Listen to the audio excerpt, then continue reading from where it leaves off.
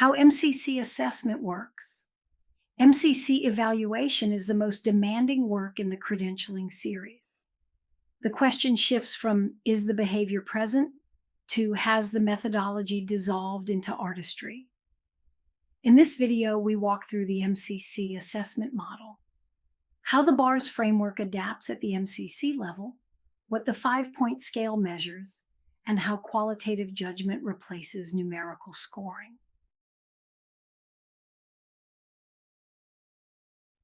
At ACC, the scoring algorithm gave you certainty.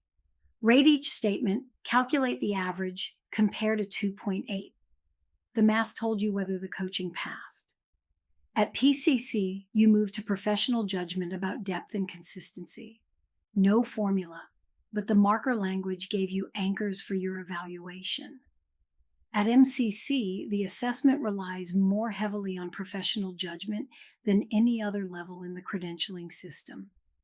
Understanding how it works shapes how you prepare candidates, and it validates why calibration is the essential mentor coaching skill.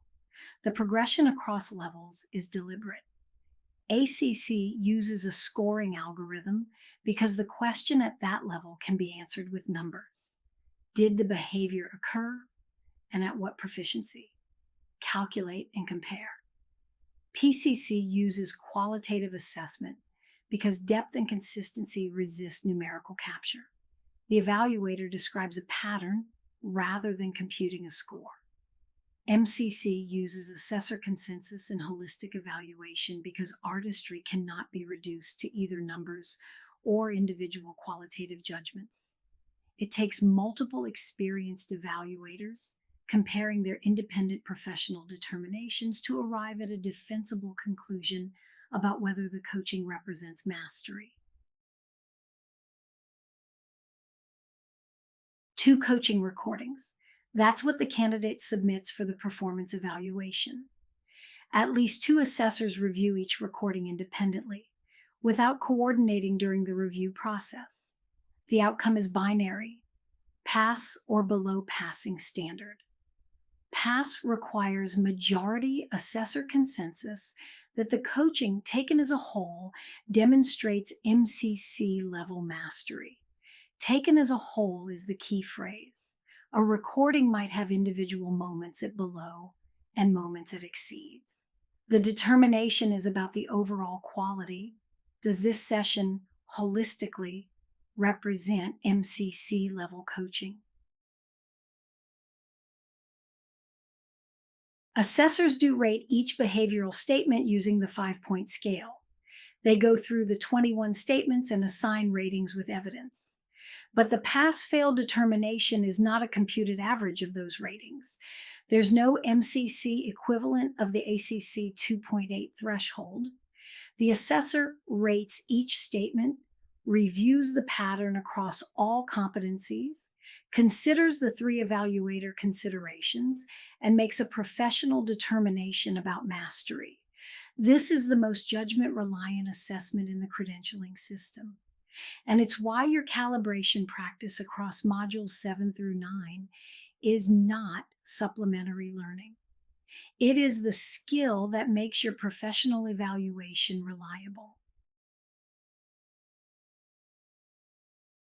You've encountered the C1 disqualification gate in the MSR video, and it matters again in the assessment context. If assessors determine the coach is primarily in consulting mode or therapeutic mode, the recording is disqualified entirely. Not rated low on C1, removed from consideration, regardless of how strong C3 through C8 might be. The qualifier primarily matters. Brief step-outs from coaching happen naturally in any real session. A moment of sharing relevant expertise or exploring an emotion doesn't trigger disqualification. Sustained departure from the coaching role does. For your candidates, they need to understand where the line falls. Separate from the performance evaluation, the credentialing exam is a written assessment scored on a 200 to 600 scale with a passing threshold of 460. All 8 competencies are weighted roughly equally in the exam design. The performance evaluation must pass first. Both components are required for credential award. For your mentor coaching work, the exam falls outside your scope of preparation. Your contribution is preparing the candidate for the performance evaluation, helping them understand where their coaching sits on the BARS scale and which competencies need attention before they submit recordings. The absence of a numerical threshold is a deliberate design decision by ICF, not an oversight or a gap in the system. MCC assessment acknowledges explicitly that artistry cannot be captured in a formula. The credentialing body recognizes that at the highest level, the evaluation must be human judgment, informed by a framework, not a calculation constrained by one. This is why your calibration practice is not optional professional development. It is the professional competency. The more calibrated your judgment becomes, the more useful your developmental feedback to MCC candidates. You will not administer a performance evaluation. That's ICF's role with their trained assessor panels. But you will prepare candidates for that evaluation, and that's where your MCC BARS fluency pays off. Understanding the assessment model means you can translate your BARS observations into language that maps directly to the evaluation criteria. You can say, based on what I see in this recording, assessors would likely find C7 at meets but C4 at below. Here's the specific evidence, and here's what I'd want to see shift before you submit. That translation from developmental observation to assessment readiness is the practical value of understanding how MCC assessment works. At ACC, certainty from arithmetic.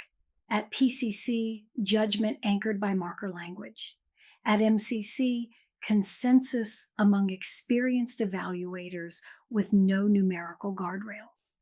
The assessment model gets more demanding at each level, not just for the candidate, but for the evaluator. That's exactly why you've spent 3 modules building calibration skill from ACC through PCC to MCC. Calibration, not checklists, makes MCC evaluation reliable.